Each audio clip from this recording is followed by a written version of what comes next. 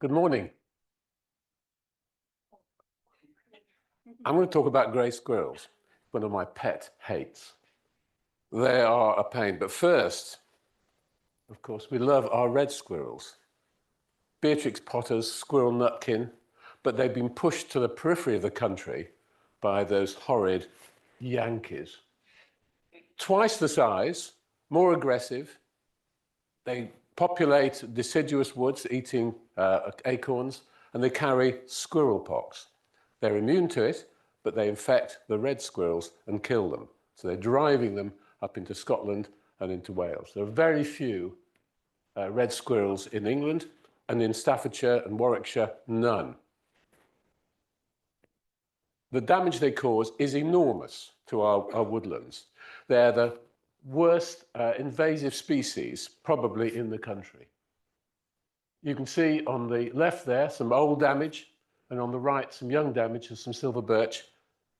The forests are being ruined by these grey squirrels.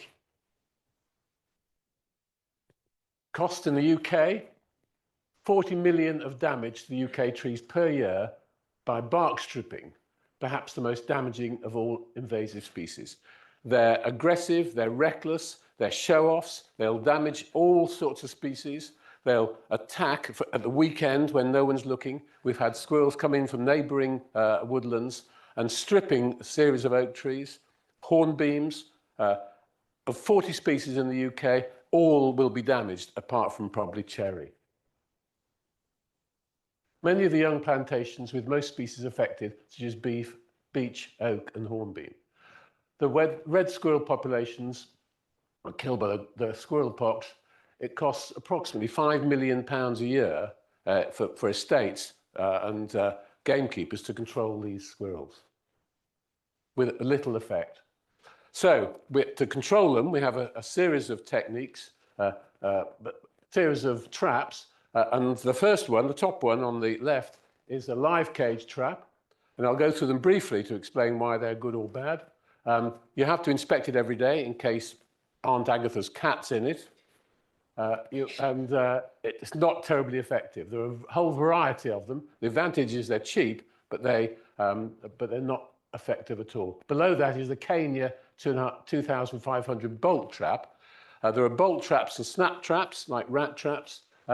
They are more effective, and the Kenya trap is particularly good. It was made in Canada. It's now ceased production. You can see on the left side of that trap, there's an open area where the food's put, and on the right side, there's the tunnel entrance. The left side is closed off. The squirrel enters the tunnel. It restricts larger animals, so cats can't get into it. And then smaller animals, such as birds and mice, will go into it. But the treadle, which they push to try and get to the food, is too heavy for those animals to be caught, to activate the bolt, and they'll move in and eat some of the food. The bolt is in the middle. It's a hard bolt which hits the squirrel in the neck area, because it's lined up onto the bolt by the tunnel. On the right-hand side, we've got this one. This is the good nature trap. It's a bit like a gun, but it's actually rather clever. It's a possum trap originally. It's got a cave at the top here, and it's got a small pin in it, and a gas-driven bolt. The gas cylinder holds about 20 shots, and the animal tries to get to the top to a food smell, and it gets the bolt hits it, and there's a counter on it, so you can count how many it hits.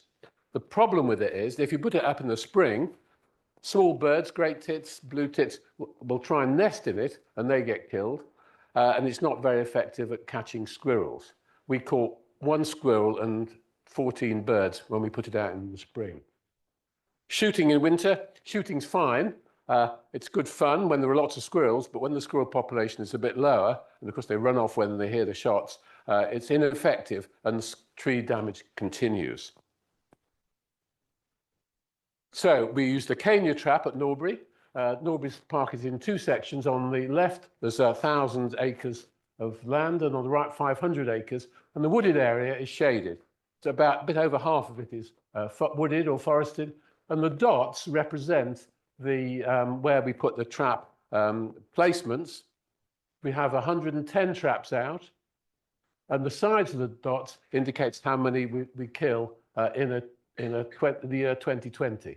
So some of the trap placements don't kill any, and then the larger one at the bottom, the dark larger area, killed 13 to 15 in the trapping season. Surrounding the estate, we've got areas labelled A, and they are other woodlands which have no squirrel control, and they have extensive squirrel damage to the trees. But they're highly populated, and inevitably those squirrels will come into the area once we clear the squirrel. This is our culling rates.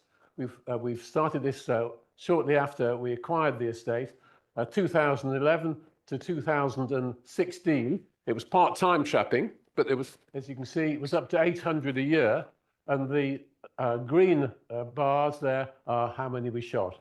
Then we had full-time trapping by our brilliant squirrel trapper Andy, and you can see the numbers rising subsequently. And in 2023, we put the traps in the neighbouring estate, the Bradford estate, and we caught 1,207.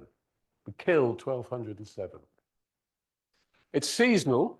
Once the hazels are fruiting, it's impossible to catch them. So in August, September, October, there's loads of food. So even if we have traps out, you won't catch them. And then the acorns come out, so then they'll bury the acorns and find them into February. But from March through to July, we have a good culling rate. You can see the different years there. And in the most recent year, 2023, when we're trapping in the neighbouring estate, you can see the highest culling rate. We have 110 traps out. So you can see we're killing about 800 a year. So each trap kills about 1 squirrel per month.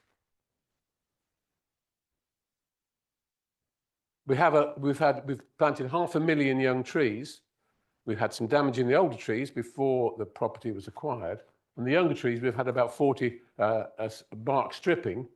And the 2 of them occurred at weekends when we didn't have a trap in the appropriate area. And they marauded in from the neighbouring woodlands.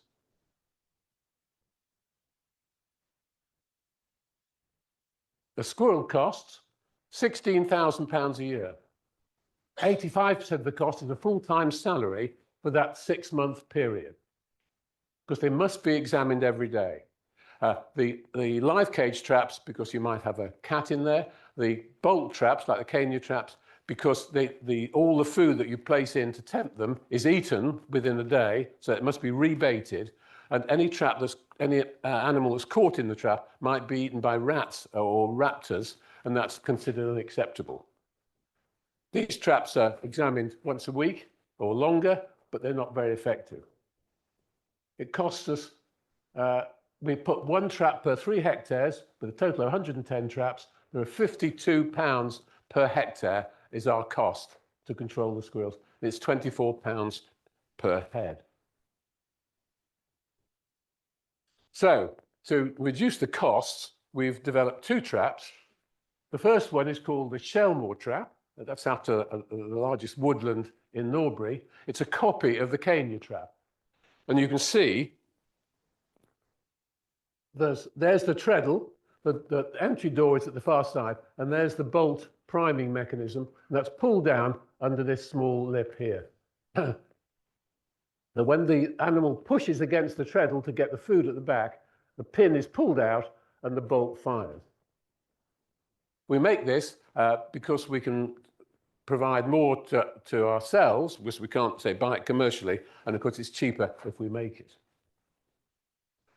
However, to overcome the 2 problems that we face with this Shelmore trap, we've modified it in the following way. So, dead squirrels are released to the ground as carrion. And here's the trap. There's the trap door. The bolt hits the squirrel on the neck as it tries to get to the food, and it releases a swinging pendulum to give a slight delay, and then the trap door opens, and the animal falls to the ground. The trap's placed about 3 feet above the ground, and then the foxes and badgers will clear it, 90% of them, within 24 hours when we next check. To provide the daily food that's required, we've got a hopper which holds about 5 litres. It's pressed, it's like a bird feeder, and it presses on the back here. And small mice and birds go through here, past the treadle, which is not activated, and they peck at the food. And the food then comes down, because it's set at 20 degrees, come down over the closed trapdoor, and it feeds the food at the front. The food lasts 7 to 10 days, depending how big the hopper is. Of course, it's active at weekend, and we only need to check it once a week.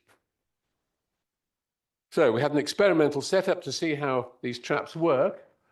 Here's the Norbury trap. There's a bin underneath, so we can check all the falling animals. All data is recorded daily in the trial. 14 cameras were placed near the traps to identify any problems. Results for 3 weeks in May and June just recently. We killed 374 in those 3 weeks. We're now up to 460 in the month. Shelmore trap killed 130 squirrels with 30 traps out. The Norbury traps, 246, plus 57 unknowns where the trapdoor opened, so probable kills, with 150 traps. So the ratio suggests that the Norbury trap is 2-fold less efficient. We wanted to recheck the good nature traps. Although they kill small birds, that'll only be in the nesting period. So we had 16 traps out over 50 days. We caught 8 squirrels. So that's 24-fold less efficient than the Shelmore trap. Bycatch is terribly important. Shelmore trap caught 1 rat and 1 pheasant. The Norbury trap, 6 rats and 1 mouse. And the good nature trap, 1 mouse.